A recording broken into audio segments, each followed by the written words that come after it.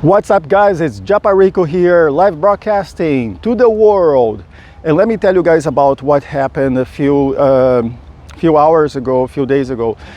What happened is that we were longing Bitcoin, and I told you guys, even if we long Bitcoin, it wouldn't be for long, because it wouldn't be for long term, wouldn't be for like days, because like price would eventually go back like downwards all the way to the 200 EMA. And let me show you guys what happened on the hourly chart. So I'm here on the hourly chart. Okay, so first of all, let me show you first the daily chart, guys. So on the daily chart, what is going on is this thing, guys. So I said the price would eventually go all the way back to the 200, which is this this dotted yellow line here. So I told you guys that it's more likely that price from this point would eventually reach the 200 EMA. But we longed this pair, Bitcoin USD, and I'm gonna show you exactly why we did it. If you missed my previous video, we are going back to the 4-hour chart, guys. And on 4-hour chart, I have my SSL, so I have my green line crossing the red line. So the green line of the SSL crossing the red line of the SSL, the red line going downwards and the green line going upwards. That means exactly here, guys, as you can see. Okay, let me put this down. Okay, let me change the auto. Okay, now perfect. So guys, so this cross happened here and we entered a buy position.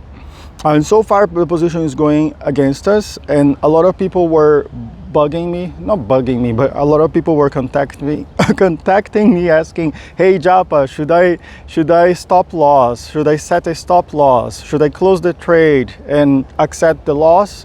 And I said, hey guys, but here, pay attention, because it hasn't broken the 200 EMA downwards. So far this 200, this dotted yellow line, we can use it as a support, right? So once it breaks it downwards, then we can think about closing it with a loss if it does it. Okay, if it doesn't, then stay on the trade, because it's going to push, do another push.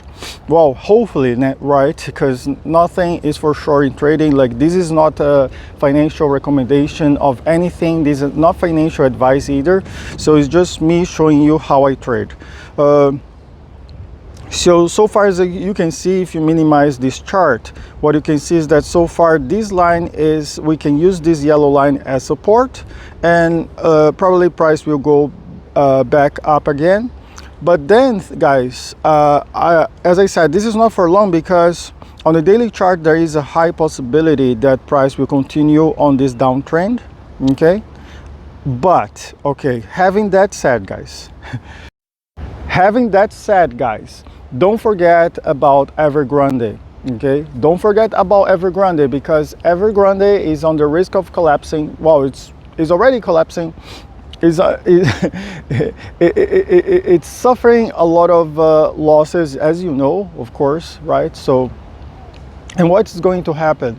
So eventually, I think if Evergrande like goes bankrupt, right?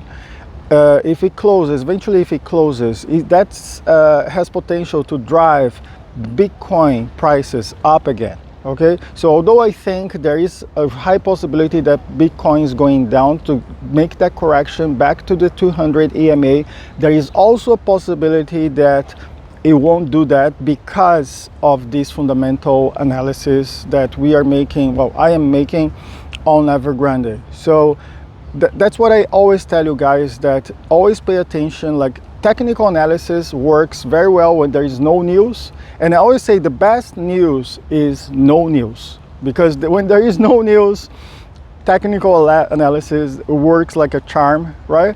But when we have news, okay, news will influence the price. Okay, so don't ignore fundamental analysis either, so don't ignore it. So if something happens, right, and I heard about like huge figures, I heard about like $300 billion of debts, okay, Evergrande's debts, like 300 billion.